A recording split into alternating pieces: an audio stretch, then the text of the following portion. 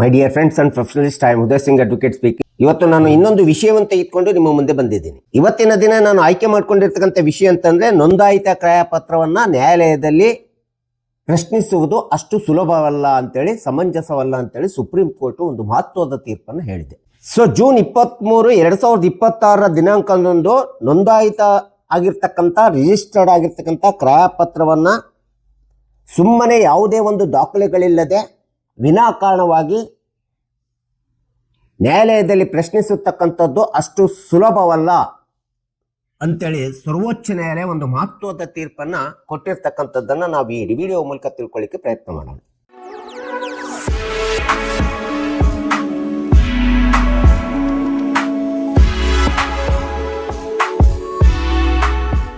ಈ ತೀರ್ಪು, ಈ ಒಂದು ಪ್ರಕರಣ ಬಂದಿರತಕ್ಕಂಥದ್ದು, ನೀಡಿರುವಂತ ಒಂದು ಕೇಸ್ ಅಂತಂದ್ರೆ Sharafat Ali versus deputy director of consolidation INSC 652 ಜನವರಿ 2026.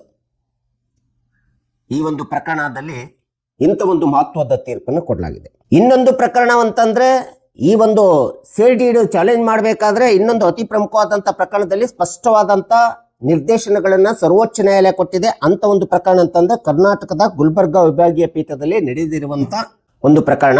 ಆ ಪ್ರಕರಣದಲ್ಲಿ ಹೇಮಲತಾ ವರ್ಸಸ್ ತುಕಾರಾಮ್ ನೋಂದಾಯಿತ ಕ್ರಯಪತ್ರ ಒಂದು ಪ್ರಕರಣ ನಡೀತದೆ, ಕೇಸ್ ನಡೀತದೆ. ಇಂಥ ಒಂದು ಕ್ರಯಪತ್ರವನ್ನ ಕಾನೂನು ಮಾನ್ಯತೆ ಕುರಿತು ಅತ್ಯಂತವಾದಂತ ಸ್ಪಷ್ಟವಾದಂತ ನಿರ್ದೇಶನಗಳನ್ನು ಸರ್ವೋಚ್ಚ ನ್ಯಾಯಾಲಯ ಈ ಪ್ರಕರಣದಲ್ಲಿ ಹೇಳಿರ್ತಕ್ಕಂಥದ್ದನ್ನು ನಾವು ನೋಡ್ತಾ ಇದ್ದೀವಿ. ಯಾವುದೇ ಒಂದು ಟ್ರಾನ್ಸ್ಫರ್ ಪ್ರಾಪರ್ಟಿ ಆಕ್ಟ್ 1872 ಸೆಕ್ಷನ್ 52, 53 ಮತ್ತು 54 ಪ್ರಕಾರ ಯಾವುದೇ ಒಂದು ಸೇಲ್ ಡೀಡ್ ಇರ್ಬೋದು, ಮಾರ್ಟ್ಗೇಜ್ ಡೀಡ್ ಇರ್ಬೋದು, ಅಥವಾ ಗಿಫ್ಟ್ ಡೀಡ್ ಇರ್ಬೋದು, ವಿಲ್ ಡೀಡ್ ಇರ್ಬೋದು, ಈ ಎಲ್ಲ ಡೀಡ್ಗಳನ್ನ ಸಹಜವಾಗಿ ನಾವು ಸಬ್ ರಿಜಿಸ್ಟರ್ ಆಫೀಸ್ ನಲ್ಲಿ ರಿಜಿಸ್ಟ್ರೇಷನ್ ಆಕ್ಟ್ 1908 17 ಸೆಕ್ಷನ್ 17 ಪ್ರಕಾರ ನಾವು ನೋಂದಣಿ ಮಾಡಿಸತಕ್ಕಂಥದ್ದು, ನೋಂದಾಯಿಸತಕ್ಕಂಥದ್ದು ಒಂದು ಸಹಜವಾದಂತ ಪ್ರಕ್ರಿಯೆ. ಅದೇ ತರ ಖರೀದಿ ಪತ್ರವನ್ನು ಸಹ ನಾವು ನೋಂದಾಯಿಸಿರ್ತೀವಿ ರಿಜಿಸ್ಟರ್ ಆಫೀಸ್ ನಲ್ಲಿ. ಒಂದು ವೇಳೆ ಯಾವುದೇ ವಿಧವಾದಂತೆ ಇಂಥ ಒಂದು ಡೀಡ್ಗಳನ್ನ ನಾವು ಸಬ್ ರಿಜಿಸ್ಟರ್ ಆಫೀಸ್ ನಲ್ಲಿ ನೋಂದಾಯಿಸದೆ ನಾವು ವರ್ಗಾವಣೆ ಮಾಡ್ಲಿಕ್ಕೆ ಹೊರಟ್ರೆ, ಅದೇ ರಿಜಿಸ್ಟ್ರೇಷನ್ ಆಕ್ಟ್ 1908 ಸೆಕ್ಷನ್ 18 ಸ್ಪಷ್ಟವಾಗಿ ಹೇಳ್ತದೆ, ಅಂತ ಒಂದು ಕ್ರಯ ಪತ್ರ, ಯಾವುದೇ ಪತ್ರ ನೀವು ವರ್ಗಾವಣೆ ಮಾಡ್ಬೇಕಾದ್ರೆ ಅದನ್ನು ನೋಂದಣಿ ಮಾಡಿ ವರ್ಗಾವಣೆ ಮಾಡಿ ಅಂತೇಳಿ ಸ್ಪಷ್ಟವಾಗಿರ್ತಕ್ಕಂಥದ್ದನ್ನ ನಾವಿಲ್ಲಿ ನೋಡ್ತಾ ಇದ್ದೀವಿ. ಸೊ ಇಂಥ ಒಂದು ನೋಂದಾಯಿತ ಆಗಿರ್ತಕ್ಕಂಥ ಸೇಲ್ ಡೀಡ್ ಅನ್ನ ಕಾನೂನಾತ್ಮಕವಾದಂತ ಯಾವುದೇ ಕಾರಣಗಳಿಲ್ಲದೆ, ದಾಖಲೆಗಳಿಲ್ಲದೆ, ಸರಿಯಾಗಿರ್ತಕ್ಕಂಥ ಸ್ಪಷ್ಟವಾದಂತ ಸಾಕ್ಷ್ಯಾಧಾರಗಳಿಲ್ಲದೆ ಅಂತ ಒಂದು ಸೇಲ್ ಡೀಡ್ ಅನ್ನ, ರಿಜಿಸ್ಟರ್ಡ್ ಸೇಲ್ ಡೀಡ್ ಅನ್ನ ರದ್ದುಗೊಳಿಸಲು ಸಾಧ್ಯವಿಲ್ಲ ಅಂತ ಹೇಳ್ಬಿಟ್ಟು ಸುಪ್ರೀಂ ಕೋರ್ಟ್ ತನ್ನ ವಿಶ್ಲೇಷಣೆಯಲ್ಲಿ, ವಿವರಣೆಯಲ್ಲಿ ಸ್ಪಷ್ಟವಾಗಿ ಹೇಳಿರ್ತಕ್ಕಂಥದ್ದು ನಾವಿಲ್ಲಿ ಕಾಣ್ತಾ ಇದೀವಿ. ಒಂದು ವೇಳೆ ಇಂತಹ ಒಂದು ಕ್ರಯಪತ್ರ ರದ್ದುಗೊಳಿಸಬೇಕಾದ್ರೆ ಸರ್ವೋಚ್ಚ ನ್ಯಾಯಾಲಯ ಕೆಲವೊಂದು ಪ್ರಮುಖವಾದಂತ ಅಂಶಗಳನ್ನ ಪರಿಗಣನೆಗೆ ತೆಗೆದುಕೊಂಡ್ಬಿಟ್ಟು ಆ ಒಂದು ಅಂಶಗಳು ಸ್ಪಷ್ಟವಾಗಿದ್ದಾವೆ ಅಂತೇಳಿ ಕಂಡು ಬಂದಂತ ಸಂದರ್ಭದಲ್ಲಿ ಮಾತ್ರ ರಿಜಿಸ್ಟರ್ಡ್ ಸೇಲ್ ಡೀಡ್ ಅನ್ನು ರದ್ದುಗೊಳಿಸಲೇಬೇಕು ಅಂತೇಳಿ ಸರ್ವೋಚ್ಚ ನ್ಯಾಯಾಲಯ ಹೇಳ್ತಾ ಇದೆ. ಅಂತ ಒಂದು ಪ್ರಮುಖ ಅಂಶಗಳಂತಂದ್ರೆ, ಮೊಟ್ಟ ಮೊದಲನೇದಾಗಿ ನೋಂದಾಯಿತ ಕ್ರಯಪತ್ರ ಎಂಬತಕ್ಕಂಥದ್ದು ಒಂದು ಕಾಗದದಲ್ಲಿ ಬರೆದಿರತಕ್ಕಂತ ಪ್ರಕ್ರಿಯೆ ಅಲ್ಲ. ಅದು ಕಾನೂನಿನ ಅಡಿಯಲ್ಲಿ ಅತ್ಯಂತ ಪವಿತ್ರವಾಗಿರ್ತಕ್ಕಂಥದ್ದು ಮತ್ತು ಕಾನೂನಾತ್ಮಕವಾದಂತ ಮಾನ್ಯತೆಯನ್ನು ಪಡೆದಿರ್ತಕ್ಕಂಥ ಶ್ರೇಷ್ಠ ದಾಖಲೆ ಅಂತೇಳಿ ಸುಪ್ರೀಂ ಕೋರ್ಟ್ ಹೇಳ್ತಾ ಇದೆ. ಯಾವುದೇ ಒಂದು ಕ್ರಯಪತ್ರ ರಿಜಿಸ್ಟರ್ಡ್ ಆಫೀಸ್ ನಲ್ಲಿ ನೋಂದಣಿ ಆಗಿದೆ ಅಂತಂದ್ರೆ ಅದು ಕಾನೂನುಬದ್ಧವಾಗಿರ್ತದೆ ಮತ್ತು ಸರಿಯಾಗಿರ್ತದೆ ಎಂಬತಕ್ಕಂಥ ಬಲವಾದ ಕಾನೂನಿನ ಸಪೋರ್ಟ್ ಅನ್ನು ಹೊಂದಿರ್ತದೆ ಎಂಬತಕ್ಕಂಥದ್ದನ್ನು ಸುಪ್ರೀಂ ಕೋರ್ಟ್ ಹೇಳ್ತಾ ಇದೆ. ಇಂಥ ಒಂದು ಸೇಲ್ ಡೀಡ್ ಅನ್ನ ಯಾವುದೇ ಒಂದು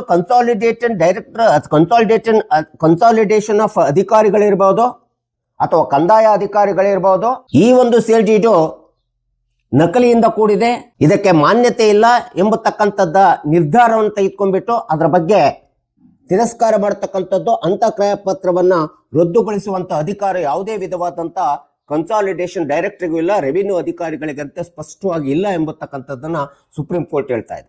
ಒಂದು ವೇಳೆ ಈ ರೀತಿಯಾದಂತ ಸೇಲ್ ಡೀಡ್ ಅನ್ನ ರದ್ದುಗೊಳಿಸ್ಬೇಕಂತಂದ್ರೆ ಅಂತ ಒಂದು ಅಧಿಕಾರ ಇರತಕ್ಕಂಥದ್ದು ಹಸಿಂದು ಅಂತೇಳಿ ಘೋಷಿಸಬೇಕಾದ್ರೆ ಆ ಅಧಿಕಾರ ಇರತಕ್ಕಂಥದ್ದು ಸಿವಿಲ್ ನ್ಯಾಯಾಲಯಗಳಿಗೆ ಮಾತ್ರ ಇದೆ ಹೊರತು ಇನ್ಯಾವುದೇ ಅಧಿಕಾರಿಗಳಿಗೆ ಇಲ್ಲ ಅಂತೇಳಿ ಸರ್ವೋಚ್ಚ ನ್ಯಾಯಾಲಯ ಹೇಳ್ತಾ ಇದೆ.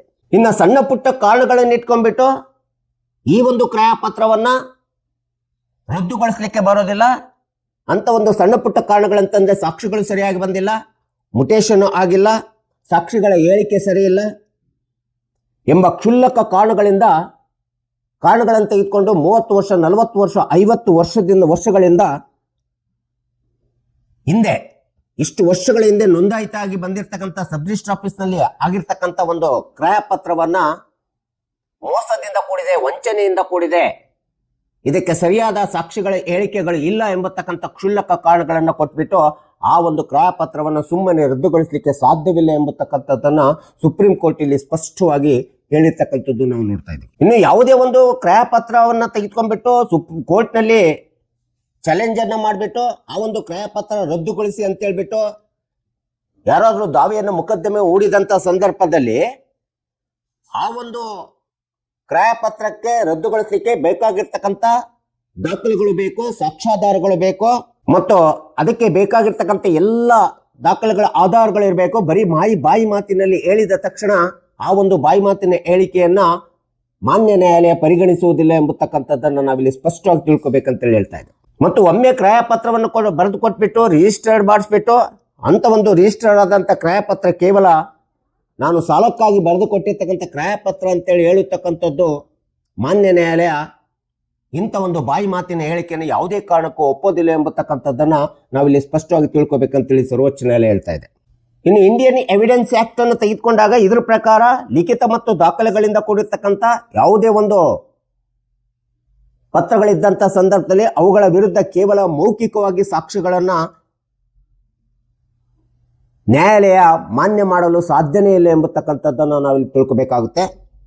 ಅಂತ ಒಂದು ಮೌಖಿಕವಾದಂಥ ಸಾಕ್ಷಿಗಳ ಆಧಾರವನ್ನು ಪರಿಗಣಿಸಿ ಈ ಒಂದು ನೋಂದಾಯಿತ ಕ್ರಯ ಪತ್ರವನ್ನು ರದ್ದುಗೊಳಿಸಲಿಕ್ಕೆ ಆಗೋದಿಲ್ಲ ಎಂಬತಕ್ಕಂಥದ್ದನ್ನು ಇಲ್ಲಿ ಮಾನ್ಯ ನ್ಯಾಯಾಲಯ ಹೇಳ್ತಾ ಇದೆ. ಸೊ ಇಂಥದ್ದೊಂದು ಸೇಲ್ ಡೀಡ್ ಅನ್ನ ಸಂಪೂರ್ಣವಾಗಿ ನಕಲಿಂದ ಕೂಡಿದೆ, ಫ್ರಾಡ್ದಿಂದ ಕೂಡಿದೆ, ಬಲವಂತವಾಗಿದೆ, ಇದು ಇಲ್ಲೀಗಲ್ ಇದೆ, ಇಲ್ಲಾಜಿಕಲ್ ಅಥವಾ ಕಾನೂನು ಬಾಹಿರವಾಗಿದೆ ಅಂತ ಹೇಳಬೇಕಾದ್ರೆ ಅದಕ್ಕೆ ಬಲವಾಗಿರ್ತಕ್ಕಂಥ ದಾಖಲೆಗಳು ಬೇಕು, ದಾಖಲೆ ಜೊತೆಗೆ ಸಾಕ್ಷ್ಯಾಧಾರಗಳು ಬೇಕು, ಮತ್ತು ಕಾನೂನುಬದ್ಧವಾದಂಥ ದಾಖಲೆಗಳು ಲಿಖಿತವಾಗಿರಬೇಕು.